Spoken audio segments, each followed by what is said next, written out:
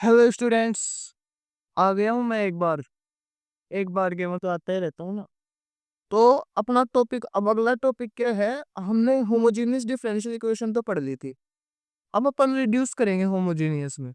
कई इक्वेशन क्या होंगे? नकटी, नकचड़ी, वो एक यार बाबा बोलते हैं ना, नकचड़ी, वो उस हिसाब की कई इक्वेशन होगी। तो उनको क्या करना पड़ेगा? अपने को होमोजेनियस में रिड्यूस करना पड़ेगा। मतलब होमोजेनियस वो होंगी नहीं, लेकिन हम करामात करेंगे और उनको होमोजेनियस में रिड्यूस करेंगे। अब एक डाउट है मेरा आपसे, अगर मैं आपको ये इक्वेशन दूं, d Y upon D x is equals to x plus two Y minus three upon में y, sorry, two x plus Y minus three. Okay, तो ये मैंने क्या आपको एग्जांपल दे दिया है ना। अब मेरे को एक बात बताओ, ये होमोजेनियस है या नहीं है? बस एक ही डाउट है, इज इट होमोजेनियस और नॉट? तो डाउट अगर मैंने पूछ लिया कि इज इट होमोजेनियस और not, your answer will be may be not, may be yes. There are two types of answer for this question according to you and according to all. तो वो कोई खास दिक्कत नहीं है। अब मैंने बताया था होमोजेनियस में एक्स और वाई की सेम औकात होनी चाहिए, ये मैंने आपको बात बताई थी। यहाँ पे तो एक्स और वाई की सेम ही औकात है। लेकिन होमोजेनियस होने के लिए एक बात और है कि उस इक्वेशन में कॉन्स्टेंट्स नहीं प्रेजेंट होनी चाहिए। लेकिन यहाँ पे तो कॉन्स्टेंट है ना। ये तीन क्या है? तीन कॉन्स्टेंट ही तो है। Three, sorry, we are English. तो D Y upon D x अगर आपका ये दे रखा है, इसमें आपका तीन दे दिया, तो ये तो सला यहाँ पे तीन तो कॉन्स्टेंट आ गया। Sorry, that word which I used is not okay. तो ये तो कॉन्स्टेंट आ गया। तो अब क्या करें? फिर मैथमेटिशियंस ने दिमाग लगाया कि कोई बात नहीं, जुगाड़ तो लगाएंगे। जुगाड़ तो क्या लगाएंगे? मतलब मेथड लगाएंगे, जुगाड़ तो क्या ही लगाएंगे। अब मेथड कैसे लगाएंगे? अब ये किस फॉर्मेट का इक्वेशन था? अगर आप गौर से देख रहे होंगे, अगर आपने गौर से देखा होगा, तो आपका जो D Y upon D X है, ध्यान से सुनना, क्योंकि इस लेक्चर में क्या पता मैं क्वेश्चन करवाऊं भी ना भी करवाऊं, है ना। तो अपन शुरू से चालू करते हैं ना, इसको मिटाते हैं। अपन पढ़ गए रहे हैं। सबसे पहले तो वो मैं लिख देता हूँ डिफरेंशियल इक्वेशन। चलो, लाल पेन से लिख देता हूँ, हेडिंग है ना, क्योंकि और ये लो, ये तो ये किया डिफरेंशियल इक्वेशन रिड्यूसिबल टू, मतलब रिड्यूस करेंगे अपन किसमें? होमोजेनियस फॉर्म में। रिड्यूसिबल टू होमोजेनियस, मतलब होमोजेनियस फॉर्म, समझ आना तुम, होमोजेनियस फॉर्म। ओके, तो ये आपकी डिफरेंशियल इक्वेशन अपने को पढ़नी है। अब कैसे पढ़नी है? तो अगर आपका इफ गिवन डिफरेंशियल इक्वेशन, अगर आपने डिफरेंशियल इक्वेशन देखा और अगर आपको ऐसा मिल गया, कैसा है अभी बता रहा, तो D Y upon D X आपको मिल गया, गलती से भी मान लो तुमको मिल गया, लीनियर मिल गया, ऊपर भी नीचे भी, है ना। तीन कंडीशंस लेके चलेंगे, थर्ड वाली तो बकवास है वैसे। A x plus B Y plus c upon में a one x plus B one Y plus c. अभी मैंने थोड़ी देर पहले एग्जांपल किया था आपसे, शायद वो तो डिलीट हो गया होगा। हाँ, तो कोई दिक्कत वाली बात नहीं है। ऐसा ही कुछ एग्जांपल था, एग्जांपल शायद यही तो था, x plus two Y minus three upon में two x plus Y minus three, यही तो एग्जांपल किया था। तो ये वैसा सही फॉर्मेट है। तो अगर आपका डिफरेंशियल इक्वेशन ऐसा है ना, तो इसको अपन किस में रिड्यूस करेंगे? होमोजीनियस फॉर्म में। होमोजीनियस का मतलब क्या था? हमको y बराबर क्या पुट करना था? मतलब y अपॉन एक्स की फॉर्म में लाना था, और y बराबर वी एक्स पुट करके हमने सोल्व किया था, वैसा कुछ करेंगे। तो यहाँ से तो तुमको आइडिया आ नहीं रहा कि कैसे करे, कैसे करे, कैसे करे। C1 कर दो, क्योंकि ऊपर नीचे कॉन्स्टेंट सेम हो भी सकता है, नहीं भी हो सकता। तो C1 लेके चलते हैं, बनो, सॉरी गलती से लिखा गया है मेरे से। तो ये आपकी डिफरेंशियल इक्वेशन है, D Y upon D x is equal to a x plus B Y plus C upon में a one x plus B one Y plus C one. Okay, दोनों लीनियर टर्म्स है, आपको इतना तो पता है। Linear मतलब जिसकी पावर वन होती है इक्वेशन की, तो ये लीनियर ही एक्स की पावर वन है, वाई की पावर वन है यहाँ पे भी। अब तीन कंडीशन है, ये ए और बी क्या है? कोफिशिएंट्स है एक्स और वाई के। यहाँ पे भी एक्स और वाई के कोफिशिएंट्स है। ओके, अब फर्स्ट कंडीशन लेके चलते हैं, वेयर ये जो ए अपॉन ए वन है ना, यहाँ का a upon A one is not equals to B upon B one. Okay, ये अपन क्या मान के चलते हैं? अपनी इक्वेशन वन। तो आपका डिफरेंशियल इक्वेशन इस फॉर्मेट में है कि भाई D Y upon D x is equals to this. अब अपना को क्या करना है? इसको रिड्यूस करना है होमोजेनियस में। तो देन वी कैन रिड्यूस, इसको अपन क्या कर सकते हैं? रिड्यूस कर सकते हैं it to homogeneous differential equation. अब कैसे करेंगे, मेन मुद्दे की बात हुआ है तो आराम आराम से करेंगे, और तो कैसे करेंगे। तो ये आपका dy अपॉन dx था, और अगर अपने को इसको किस में रिड्यूस करना है, होमोजेनियस फॉर्म में, तो तीन कंडीशंस आएंगी। सबसे पहली कंडीशन, अगर आप एक बात करता हूँ, सोचो, पेज ऐड करता हूँ मैं, अगर ये डिफरेंशियल इक्वेशन ऐसा होता ax plus B Y upon में a1x प्लस b1y, तो तुम्हारा तो बड़ा हुआ ही था, क्योंकि x कॉमन ले लेते, y अपॉन x की टर्म बनी हुई थी, x का डिवाइड दे देते दोनों तरफ, तो आराम से बन जाता y अपॉन x तो, है ना। लेकिन दिक्कत क्या दे रहा है हमको, दिक्कत दे रहा है c का मतलब है कांस्टेंट, क्योंकि होमोजीनियस में कांस्टेंट टर्म नहीं आती है। तो अपना मेन टारगेट क्या रहेगा फिर भाई, कांस्टेंट हटाएंगे। तो बस यही टारगेट रहेगा, जो दोनों इक्वेशंस दे रखी है ऊपर और नीचे, वहां पे क्या हटाएंगे, कॉन्स्टेंट्स जो है उनको हटाएंगे। तो है ना, इनको हटाएंगे कैसे, तो now removing C and C one, है ना, कॉन्स्टेंट्स लिख देता हूं, जो कॉन्स्टेंट्स है अपने कौन कौन से, सी एंड सी वन, ये कॉन्स्टेंट्स है, सी एंड सी वन है ना। तो बाय फॉलोइंग मेथड, एक मेथड लगाएंगे अपना, और वहां से क्या करेंगे, सी एंड सी वन को क्या करेंगे, रिमूव करेंगे। ओके, ये आपका डिफरेंशियल इक्वेशन दे रखा था, ये वाली टर्म इसके बराबर नहीं है, कोई खास फर्क है नहीं उसमें भी। अब अपन को सी और सी वन को हटाना है, कैसे हटेगा अपने को तो पता नहीं, लेकिन एक काम करते हैं, अपन थोड़ा सा तिकड़मबाजी लगा देते हैं। अब ये तिकड़मबाजी मैथमेटिशियंस ने जो मेथड है, जिस हिसाब से उन्होंने बताया, उस हिसाब से अपन कर रहे हैं, और उन्होंने जैसे बताया वो सही भी था। ये जो एक्स है और वाई है, और ये एक्स और वाई, इनके साथ ही अपन कुछ खेला करते हैं। तो उन्होंने क्या बताया मैथमेटिशियंस ने, अगर इफ इन इक्वेशन वन हम क्या कर दें, एक्स को, स्मॉल एक्स को capital X plus H put कर दें, एंड स्मॉल वाई को कैपिटल वाई प्लस के पुट कर दे। ऐसा कुछ मैंने कर दिया, देखो ये स्मॉल एक्स है तो इसको कैपिटल एक्स प्लस एच, और ये स्मॉल वाई है, इसको कैपिटल वाई प्लस के क्या कर दिया, पुट कर दिया इक्वेशन वन में, है ना। If in equation one we put, अगर स्मॉल एक्स को capital X plus H and small Y को capital Y plus K, okay. तो ये तो है, एच एंड के क्या है, कांस्टेंट है, वेर एच एंड के कांस्टेंट, और आपके ये एक्स और एच वाई है, ये वापस से वेरिएबल्स है ना। एंड ये जो है ये नए वेरिएबल्स है ना, तो ये तो तुमको पता ही है, इस लाइन की जरूरत है ना, वेर एच एंड के आर कांस्टेंट्स और x and I R variables, okay. अब एक बात बताओ, मैंने एक बात तो आपको इस डिफरेंशियल इक्वेशन में हर बार बताई है, कि अगर तुम किसी भी चीज को पुट कर रहे हो और फिर कुछ कर रहे हो, तो तुमका उसका डिफरेंशिएशन करना है, तुमका उसका डिफरेंशिएशन करना है, तुमका उसका डिफरेंशिएशन करना है, कोई बात नहीं, बोल दिया है। तो अपन क्या निकालते हैं, एक बार के लिए डीवाई अपॉन डीएक्स निकाल लेते हैं, ओके। उससे मुझे फर्क देखो, अब डीवाई अपॉन डीएक्स ये निकलेगा, है ना। तो डीवाई अपॉन डीएक्स ये निकलेगा, अब कैसे निकलता है देखते हैं, D upon DX, okay. Y की वैल्यू क्या है, कैपिटल वाई प्लस के, तो के तो कांस्टेंट है, तो ये बन जाएगा capital D Y upon D X, ये भी स्मॉल डी एक्स ही बनेगा, ओके। अभी तो स्मॉल डी एक्स ही बनेगा, लेकिन स्मॉल डी एक्स को तुम्हें कैपिटल डी एक्स करना पड़ेगा। क्यों करना पड़ेगा, क्योंकि अगर तुम इन दोनों का टोटल डेरिवेटिव करोगे ना, x is equals to x plus H and y is equals to Y plus K, actual में तो ये क्या बनेगा, इसका total derivative dx is equals to dx capital, है ना, और dy is equals to dy, ये तो तुम्हें समझ में आ ही रहा होगा, मतलब डेरिवेटिव है ना। फिर इन्होंने क्या किया है, देखो dx upon dx is equals to dy upon dy, उससे कुछ खास फर्क पड़ेगा नहीं, तुम्हारे ये समझ में नहीं आ रहा होगा, तो एक बार के लिए मैं चलो आराम से समझाता हूँ इस मुद्दे को, कोई खास फर्क नहीं पड़ेगा, अपना टाइम टाइम की तो कोई कमी, जब टॉपिक थोड़ा सा ऐसे बढ़िया हो तो टाइम तो लगता ही है।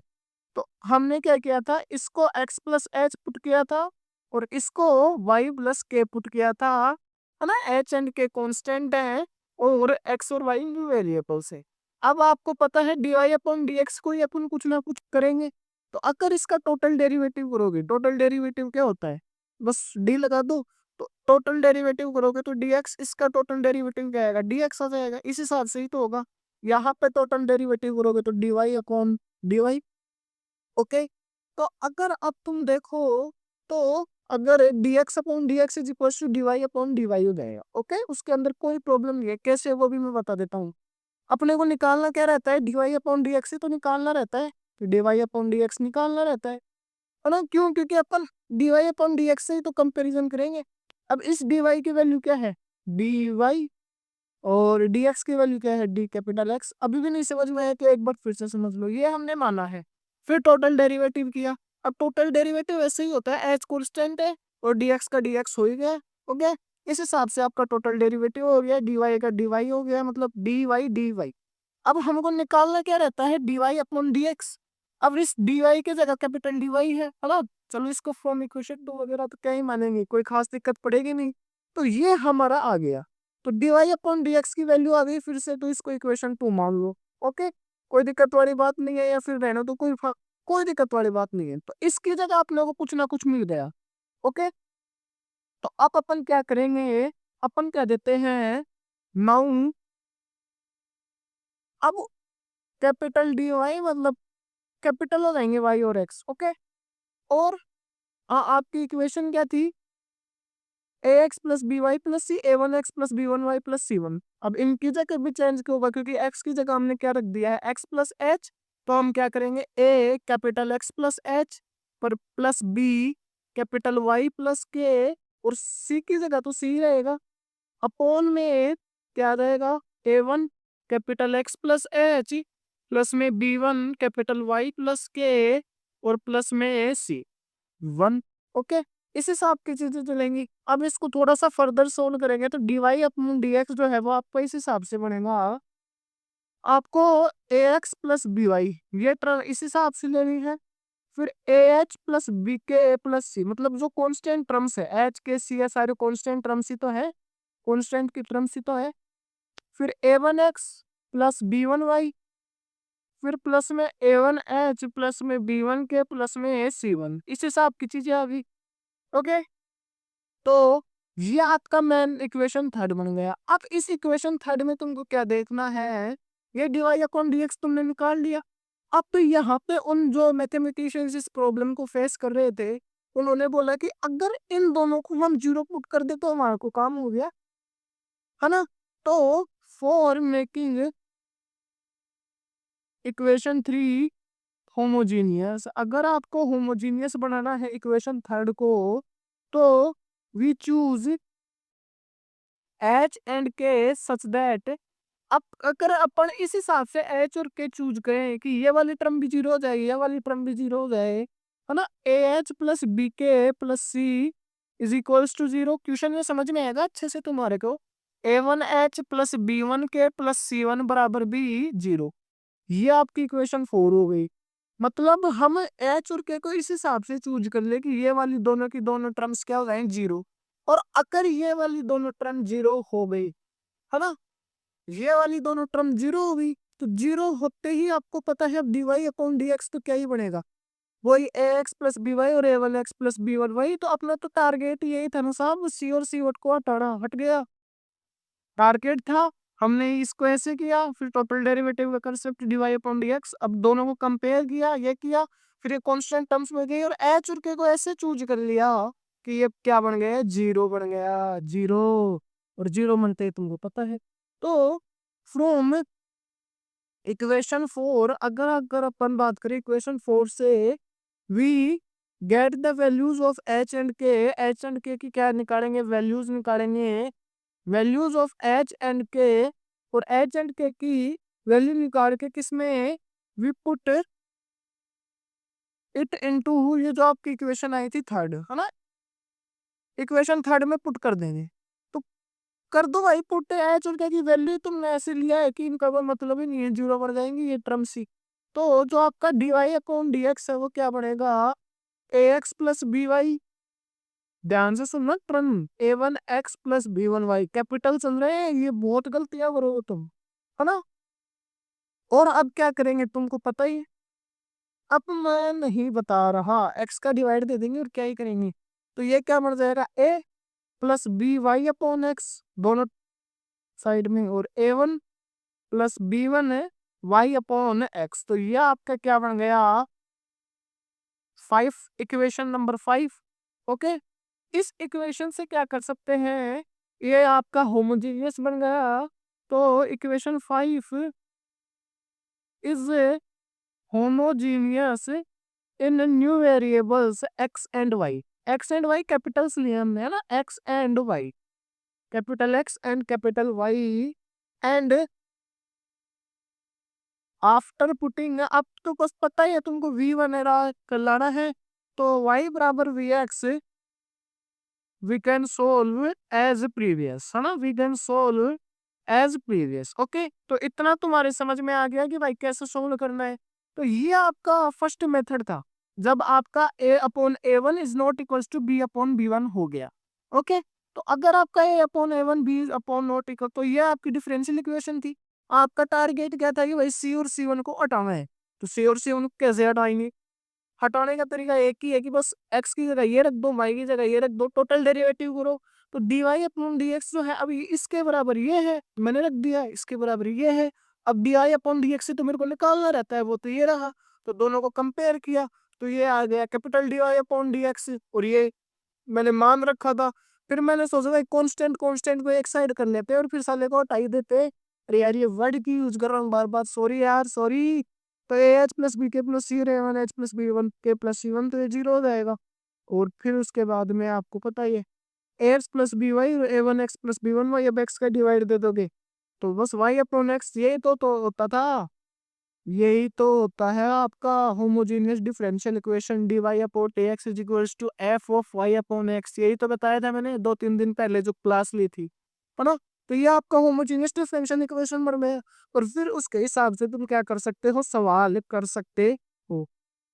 ओके, अब कंडीशन नंबर सेकंड, है ना, condition number second, condition second क्या है, अगर आपका सला ये यार ए अपॉन ए वन था और बी अपॉन बी वन था, ये बराबर हो जाए, मान लो, ये कोई जरूरी थोड़ी है ये बराबर नहीं हो भी जाए। सारे केस अभी नहीं पढ़ सकते, लेकिन ये केस है अगर मान लो, है ना। तो ये अब क्या होगा, तो तुम एक काम करो, अगर ये बराबर हो जाए तो तुम लेट कर लो अब, लेकिन तुम कहोगे कि यहाँ पे डिफरेंशिएशन नहीं करोगे, चलो कोई बात नहीं। A upon A one is equals to B upon B one is equals to one upon m, ये लेट करो, क्यों करवा रहा हूँ मैं बताऊंगा। तो ये हमने लेट कर लिया। ओके, और इक्वेशन वन क्या थी, अगर आपको गलती से पता हो तो शुरू में मानी थी, वैसे तो मेरे को भी नहीं पता गलती से तुमको क्या पता होगी, लेकिन मेरे को पता है क्योंकि गलतियां मैं ऐसी ही करता हूँ।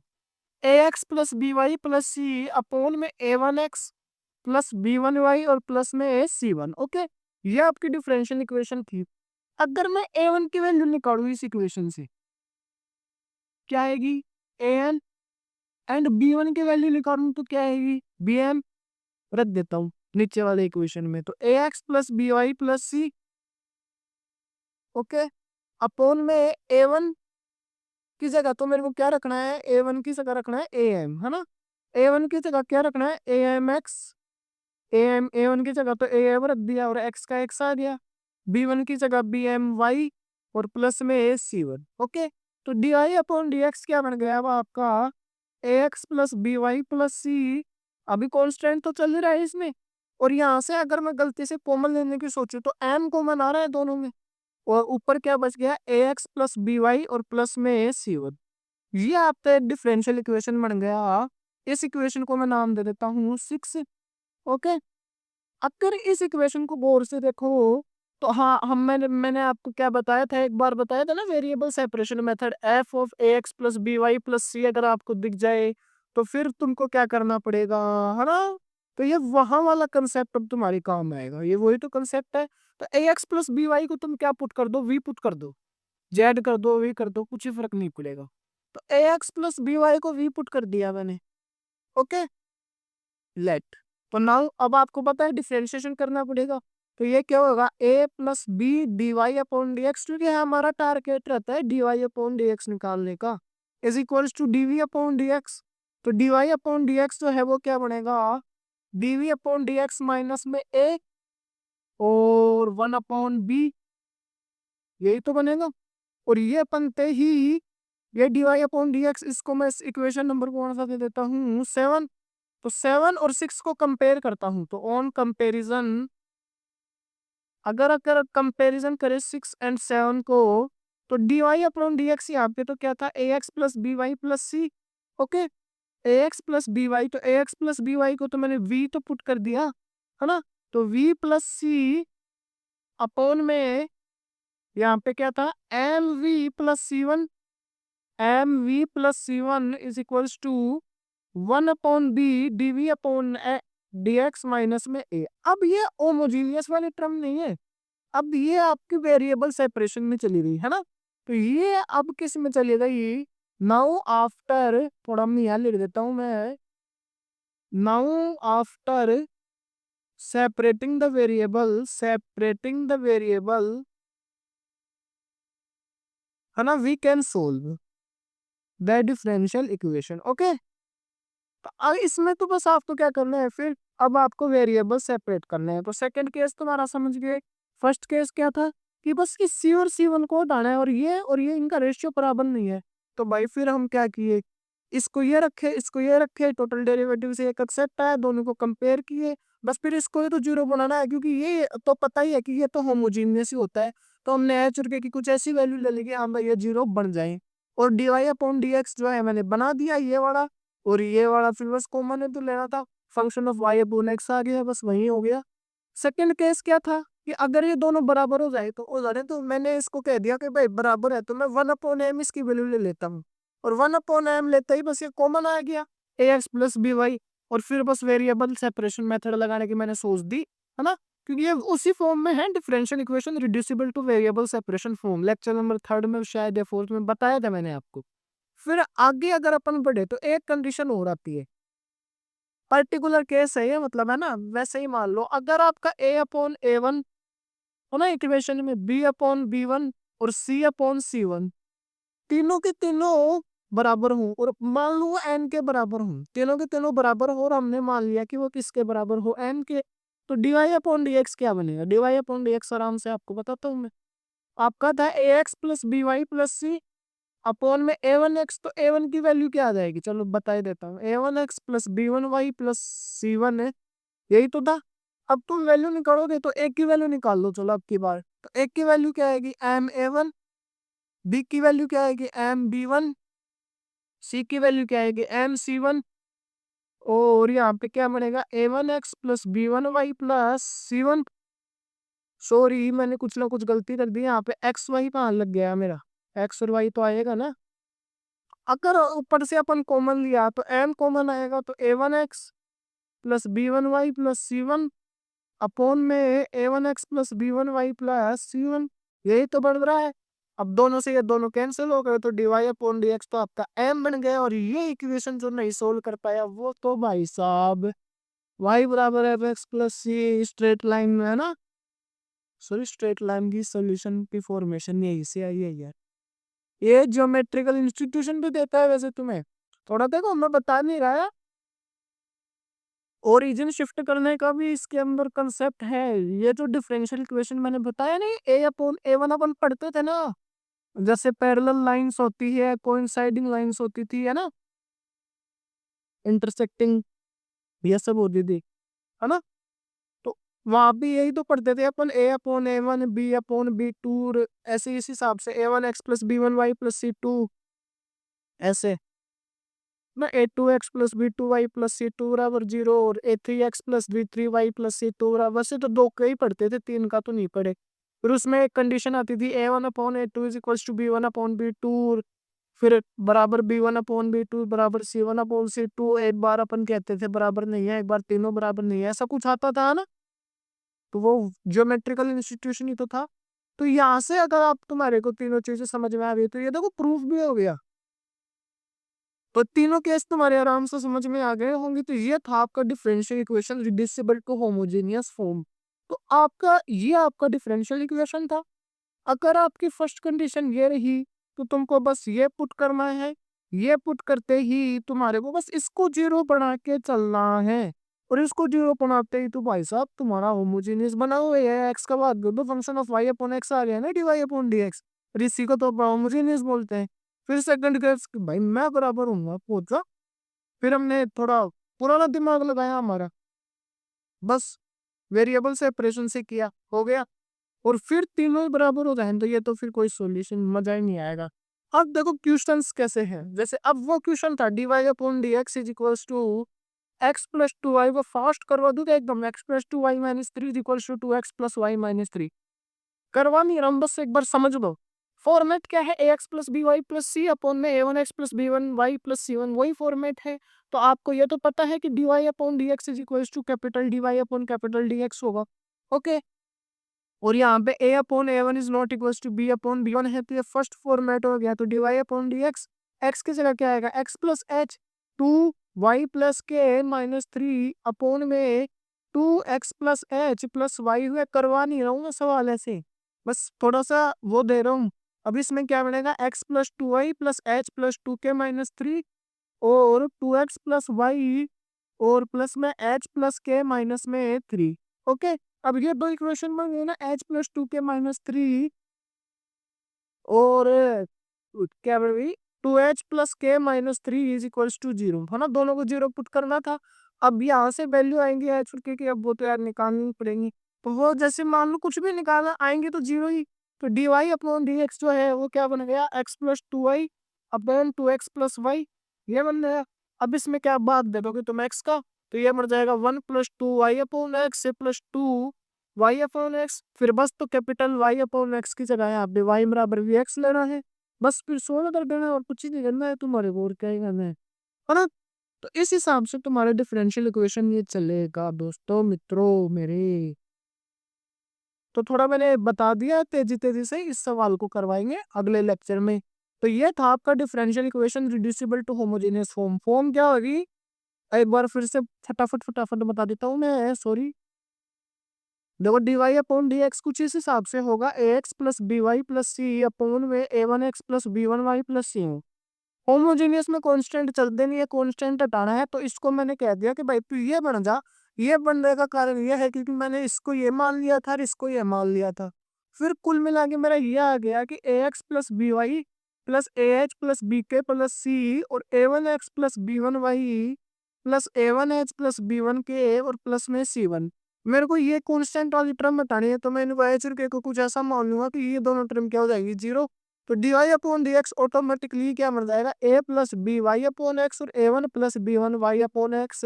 तो जो क्या है, function of y upon X, और इसी को होमोजेनियस बोलते हैं। लेकिन अगर ये दोनों बराबर नहीं हो, रेशियो आपकी बार तो बराबर नहीं थे, अगर दोनों बराबर हो जाए रेशियो, तो फिर हम इसको मानते हैं 1 अपॉन m।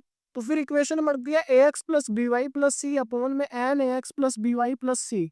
फिर इसको v मान के कर देते हैं सोल्व। फिर अगर ये तीनों ही का रेशियो बराबर हो तो dy अपॉन dx सीधा आ जाता है आपका m, स्ट्रेट लाइन की इक्वेशन हमको मिल जाती है। तो thank you very much for watching. In the next lecture I am going to provide most important questions of the topic differential equation reducible to homogeneous form, and the next topic is all about, अगले lecture में देखो question हो जाएंगे इस topic के। फिर आपका जो टॉपिक है अगला लेक्चर जो आएगा वो आएगा लीनियर डिफरेंशियल इक्वेशंस का, जिसको पढ़ाने में मेरे को सबसे ज्यादा मजा आता है, लीनियर डिफरेंशियल इक्वेशंस। ओके, मैंने क्या क्या पढ़ा दिया देखो अभी तक, आपको वो बता दूं क्या मैं एक बार फटाफट फटाफट। टॉपिक का ही नाम बता रहा हूँ देखो, डिफरेंशियल इक्वेशन की डेफिनेशन बता दिया, ऑर्डर बता दिया, डिग्री बता दिया, linear non linear, general solution, particular solution, singular solution. फिर मेथड्स बता दिया, सबसे पहला मेथड तो कौन सा बताया था, वेरिएबल सेपरेशन। फिर मतलब वेरिएबल सेपरेशन का रिडक्शन कैसे करेंगे अगर वेरिएबल सेपरेशन में नहीं दिया, वो था ना dy upon dx is equals to F of ax plus B Y plus C में, है ना। उस हिसाब से कुछ आ गया तो कैसे करोगे तुम, जैसे क्वेश्चन भी तो ये बताया था मैंने, 1 upon X plus Y plus 1, ये क्वेश्चन बताए थे, उस हिसाब के क्वेश्चन थे, है ना। तो इस हिसाब से अब कर सकते थे। तो फिर होमोजीनियस बता दिया, फिर उसके क्वेश्चन, और फिर रिड्यूसिबल टू होमोजीनियस फॉर्म इस हिसाब से बता दिया। तो 29 मिनट आज का लेक्चर ठीक है, इस टॉपिक में 29 मिनट फाइन थी। तो thank you very much for watching emerging sciences and bye.